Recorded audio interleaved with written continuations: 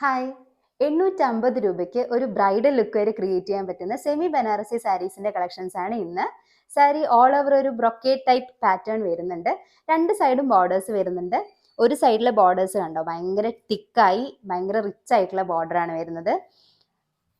ഇതിന്റെ പല്ലു പോർഷൻ ഇങ്ങനെയാണ് വരുന്നത്.